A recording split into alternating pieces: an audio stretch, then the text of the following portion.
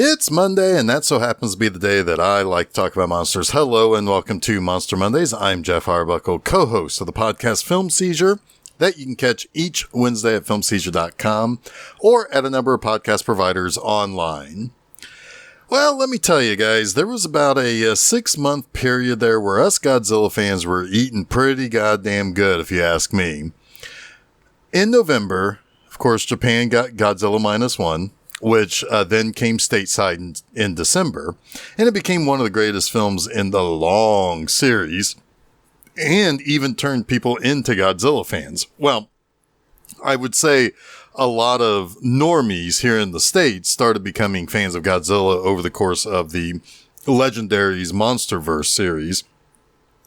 But -1 started converting some of those fans into fans of the Japanese Toho-produced Godzilla series. Then, in the spring, along came what we're talking about today, Godzilla x Kong: The New Empire, which was the sequel to Godzilla vs. Kong. Now, originally this film was due sometime last year, but then it got delayed, and I'm guessing that both Godzilla vs. Kong and Godzilla x Kong were shifted around a little bit and delayed thanks to COVID.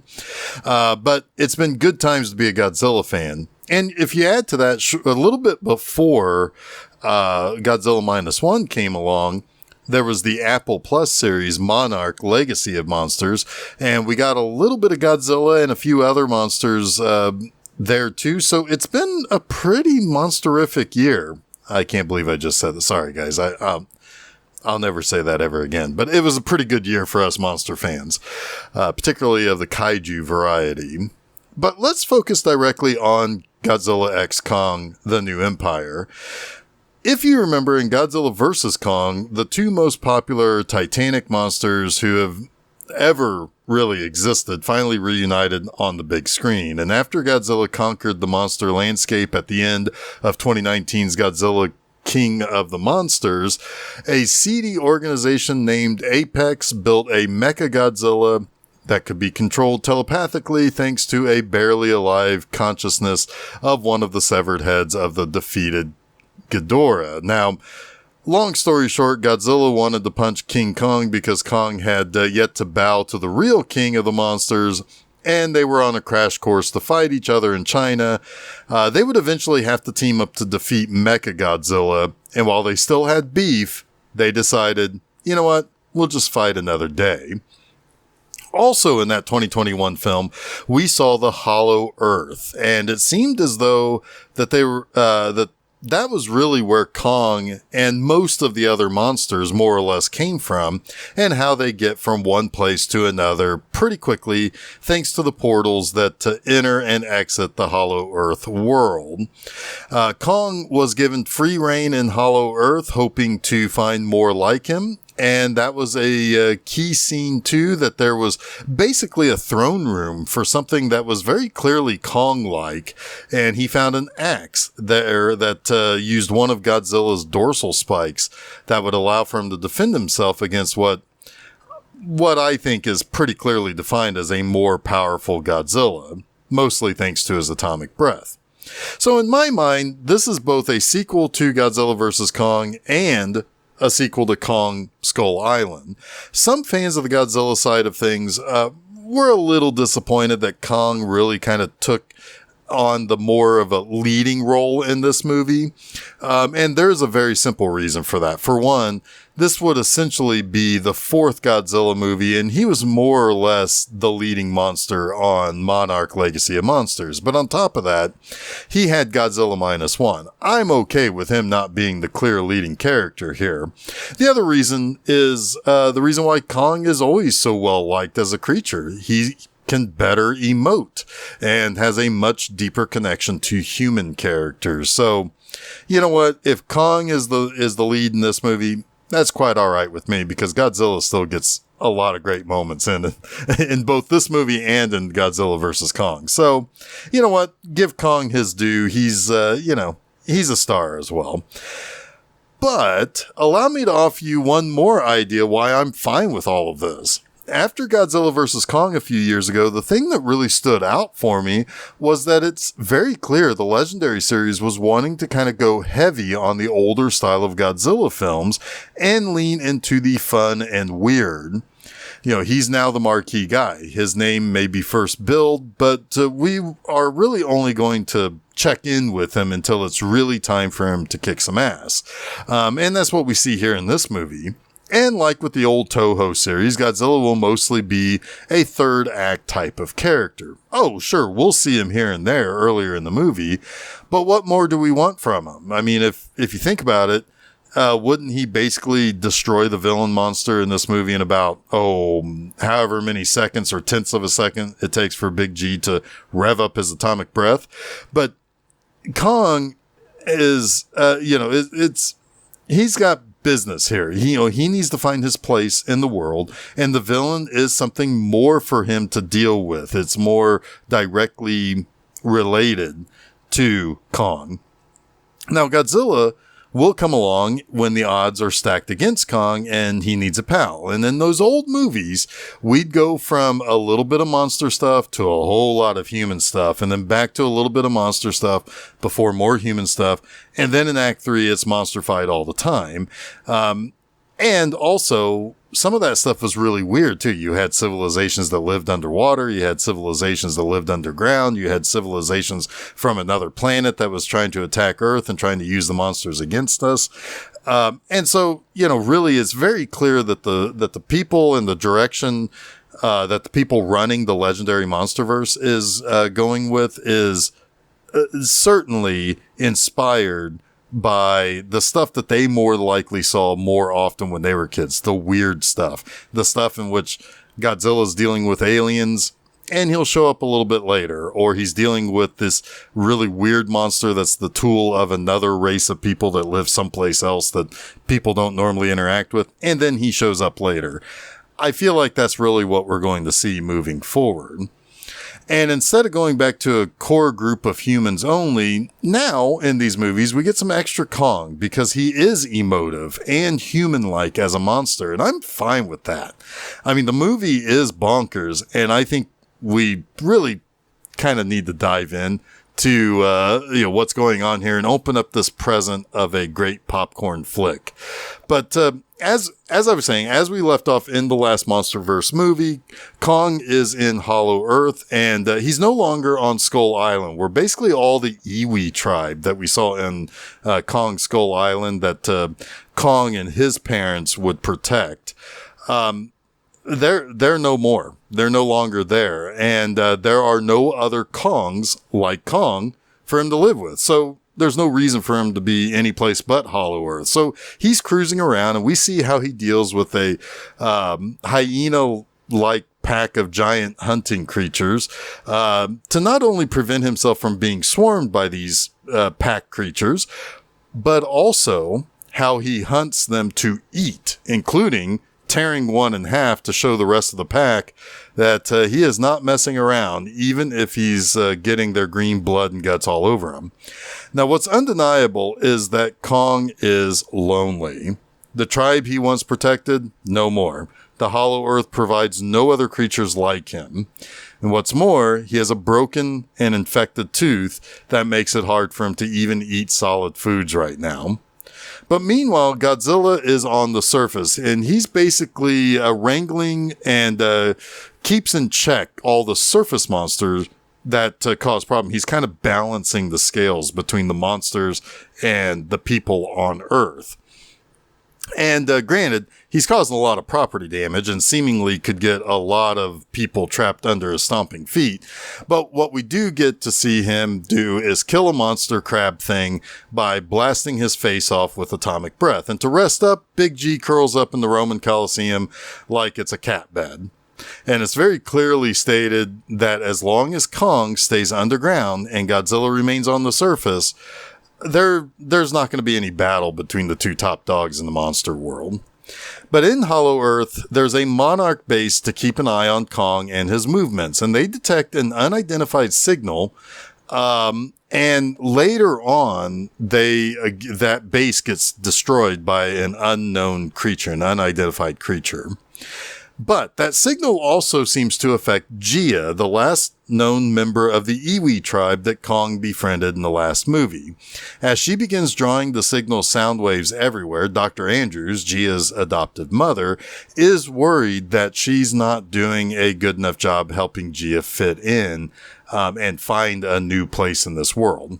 Now, that signal is also getting Godzilla's attention too, and when he begins to sense that signal, he wakes up and makes a stop off in France to suck up the power at a nuclear power plant before taking a big swim up to the Arctic to pick a fight with the eel-like creature known as Tiamat. Now, Tiamat is kind of like Manda. I don't know why they don't just call that monster Manda. I mean, I'm sure Toho would be fine with it, but I have a feeling they call it Tiamat so that they can sell toys and other things that they don't have to share with Toho, but I digress. While Godzilla is focused on going to pick a fight with Tiamat, Kong ends up coming to the surface, and his tooth is hurting too much, and he is seeking help from the people at the Monarch Station. And Dr. Andrews calls in an old flame of hers, Trapper, who is a Titan veterinarian, and he removes the tooth and replaces it with a metal one. And Bernie, a podcaster who was involved in the previous movie, has helped to kind of figure out that the sound waves are acting as something of a distress signal, and it has a recurring element that has cropped up many times over the years when major events involving the Titans have come up. So Andrews, Bernie, Trapper, and Gia all go into Hollow Earth as Kong picks himself up to return to his home. And Gia believes the signals are specifically calling out to her. And Kong investigates a sinkhole that reveals a whole other level of Hollow Earth. And as he investigates, he is surprised to see a young ape creature named Suko. However, Suko is part of a trap that leads to Kong being attacked by adult versions of these ape creatures. Some look like gorillas, like Kong, while others look like chimps.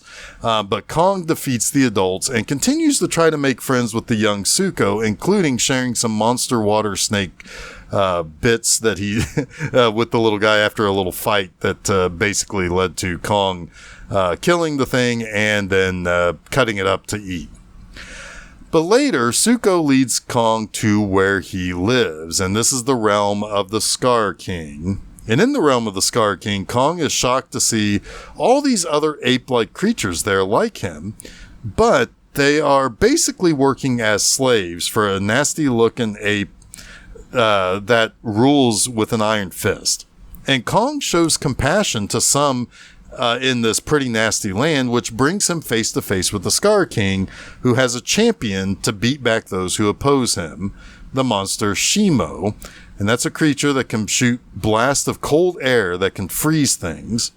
Now, Kong does not take kindly to Scar King after the villain kills Suko's father by kicking him into lava. However, Kong quickly has to retreat when Shimo blasts Kong's right hand with his ice powers and freezes it, and he has to kind of get out of there quickly as he suffers from frostbite. But elsewhere, Andrews, Gia, Trapper, and Bernie find a tribe of Iwi living in the Hollow Earth. And they were the ones sending the message, as they need to rid themselves of the Scar King and definitely prevent him and his ice monster Shimo from getting to the surface and starting another ice age. Now, these Iwi also worship Mothra, and the reason why Gia feels like this message was specifically calling out to her is that there's a legend that a surface dweller who is of Iwi descent will have the ability to come down here and awaken the queen of the monsters at their time of need. And Kong and Suko arrive at the home of the Iwi, and seeing his frostbitten arm, Trapper realizes he has something that can help, that he can use to help Kong in the coming battle, and it so happens to be stored at the outpost that was attacked earlier and that they found destroyed when they arrived in Hollow Earth. Now back to Godzilla, he's been storing up power to respond to this threat from Scar King and Shimo, and after absorbing the power of the nuclear plant, and then sucking up all the power in Tiamat's lair that houses a bunch of radiation from the sun, Godzilla has evolved, and he now has a bunch of pink energy instead of his normal blue energy. And he's about as charged up as he can possibly be for an upcoming battle. So, here's the plan. Trapper has equipped Kong with a power glove of sorts. It's a brace that will give him the use of his arm back as well as some extra power to basically punch things really, really hard now. Scar King and Shimo are on the way to the Iwi tribe to use their portals to get to the surface so that they can kick off a new ice age. Godzilla is now awake and looking pretty dang fab in his pink highlights, and they need to figure out how to get Godzilla to Hollow Earth to fight back against Scar King and Shimo. Oh, and Gia has to awaken Mothra. So, Kong goes to the surface, which gets him to Egypt near the pyramids. Godzilla senses his presence on the surface, and he makes a beeline, and he is pissed that this guy has shown back up. The two Titans face off and start fighting pretty much right away. Kong tries to get Godzilla to think straight and say, hey, buddy, I need you to come with me down to Hollow Earth because we got something we need to team up for, but Big G ain't listening. It's not until Mothra awakens and shows up to explain what's happening, and the three greatest monsters finally agree to team up against the bad guys on the way to wipe out the Iwi and go to the surface world of Earth and wipe it out too. So when the hero monsters get back into Hollow Earth, they face off against Scar King's ape soldiers and Shimo. And thanks to some gravity shenanigans that the Iwi can mess around with in Hollow Earth, the battle is a zero gravity tussle until Godzilla, Kong, Scar King, and Shimo are sucked up one of the portals toward the surface world, and they end up in Rio, where Shimo starts firing her ice powers up in the air and all over the place to basically kick off this new ice age, while Kong and Scar King fight it out, and Godzilla ends up wrestling Shimo. And it should be noted that basically everyone should pretty much be dead in Rio. I mean, no confirmation of this, that's said in the movie, but trust me, everyone has to be dead. I mean, the movie doesn't go so far as to wipe out the T-pose Jesus, but the rest of the town can't, I mean, this just doesn't exist. It's just flattened. I mean, Shimo's blasting ice everywhere. Godzilla's blasting his atomic breath everywhere. Everybody's stomping on everything. It's just, there's no Rio left. But anyway, Godzilla busts up the skeletal chain thing that Scar wears around him that has that little crystal that controls Shimo at the end. Anyway, he breaks that, and then he blasts Shimo while he's trying to freeze Kong. Now, Godzilla's doing a lot of legwork here at this point in this battle, but while Kong and Scar King fight over the crystal, Zuko has arrived with Kong's axe to destroy the crystal, and that frees Shimo from Scar King's control. And basically Shimo's like, I don't really want to do an ice age. Let's not do that. I don't want to do that. In fact, I'll help you out here. So she watches as Kong picks up Scar King, tosses him into Godzilla's tail, which bats the baddie back to Kong, who basically throttles Scar King, while Shimo freezes Scar King, and Kong smashes the villain to pieces. Godzilla gets a nod from Kong, and he lets the rest of his super pink energy go into the sky to end the ice age before it can begin. And by the way, Shimo is kind of watching that like, holy shit, that's a lot of power. I'm glad I don't have to fight that guy anymore. But Anderson, Gia, Trapper, and Bernie return to the surface while Mothra continues to protect the Iwi. Godzilla returns to the Coliseum for a nice long nap. Kong, Zuko, and Shimo return to the ape tribe where Kong becomes king. And we get all of this to Badfinger's Day After Day, which was originally produced by George Harrison and Todd Rundgren. So I'm a big fan of that song. But let's talk about three things I like about Godzilla X Kong, The New Empire. First, while I do think it's fair to say Scar King is maybe not the greatest of villains, aside from simply being a dark reflection of Kong in some ways, and really shows a big difference between how Kong was socialized with the Iwi and how Scar King was part of a whole other ecosystem that was might makes right type of upbringing. The real great thing that comes along with that villain is his monster pet Shimo. Shimo has this really cool four-legged creature design that's all white and blue. I mean, it looks like she's made out of ice, and that's her power. So it's a creature that makes sense for it to exist in this universe, and you really do feel for the creature. I mean, it's clear that she's being tortured by Scar King with this crystal, and and he uses it to inflict pain on her so that she'll do what he wants. When that's crushed and Kong shows her basically that, both Kong and Godzilla at that point kind of disengage from fighting with her. And she befriends our big gorilla buddy. It's a cool addition to this world of monsters. And once she's kind of free from the pain and from the control of, Scar King, she's kind of a cute little creature too. I mean, she doesn't want to be a bad guy. Second, I love the monster battle scenes in this movie. We get to see a building to the big main event in the final act. I mean, Kong is on the hunt and rips a hyena monster in half. Godzilla blasts the monster's face off. And then we don't see much of the battle between Godzilla and Tiamat. And then the first battle between Kong and Scar King is kind of like a Rocky movie. The good guy gets beaten pretty quickly, so he's got to come back later with the help of his friends to win the day. When we get into the back half of the movie, we get Godzilla and Kong facing off in Egypt, and they both get a couple of good licks in, with Kong knocking Godzilla down and even trying to drag him to Hollow Earth to fight against Scar King and Shimo by the tail, only for Big G to get up and try to blast Kong with his breath. Then we get the triumphant return of Mothra to break it up and bring them all together. That's classic Godzilla versus Monster Zero stuff there, where Mothra has to kind of separate the two combatants and then broker a deal for them all to work together.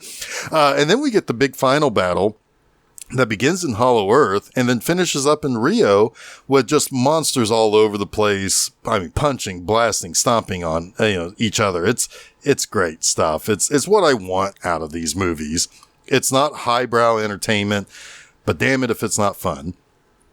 And third, if you're a fan of monster movies, especially the wackier ones, like the ones from the 60s, like from Toho's with their Godzilla movies, or with Gamera, you know that there are those little moments of silliness that you just adore. Maybe it's Gamera doing the flipping around the oddly placed high bar on a different planet when he fights Giran.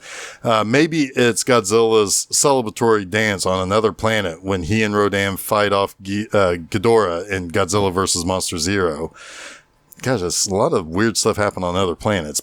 Or maybe it's Godzilla flying off using his atomic breath for propulsion in a movie that we'll be talking about here before long. Or when he does not one, but two flying leg kicks while sliding on his tail in another movie that we'll soon be talking about on this very show. If you love all those great moments, all those great, silly, goofy, stupid moments, you soon realize that Kong doesn't really have one of his own. Well, that is until now. When he gets ambushed by the mean apes in Hollow Earth, he's also trying to calm down and make some sort of effort to be friendly to Suko. But when Suko keeps trying to attack, Kong uses a baby ape monster to beat the other adult ape monsters. I mean, come on. I mean, that would be like me picking up a baby by the leg and smashing it over the skull of some guy trying to mug me like it's nunchucks. I mean, come on. It's when that happened the first time I saw this movie in a theater, the whole place went nuts. And that's why you go see movies in a packed house. It's just brilliant. It's one of the funniest things I've seen in a monster movie in a long, long time. Just King Kong picking up a baby gorilla monster and just smashing it into the face of a combatant. I mean, that's just brilliant. And the fact that Zuko ends up becoming his friend is just even more of a testament that, you know what? Kong's a pretty good guy who does some cool shit from time to time. Well, that wraps up this week's Monster Mondays. You can catch new episodes of Monster Mondays each Monday at filmseizure.com. Don't forget to follow Film Seizure at Facebook, Threads, Instagram, and Blue Sky. You can also subscribe to Film Seizure to get both the Film Seizure podcast and Monster Mondays at your favorite podcast providers, as well as YouTube. You can also check out my website, bmovieanima.com, to read new reviews every Friday morning. Next time, I cover the final true Universal Classic Monsters film, and I bring a chapter of Monster Mondays to a close. So join me for a chat about 1944's The Invisible Man's Revenge. Until next week, happy holidays, Merry Christmas, and remember, stay spooky.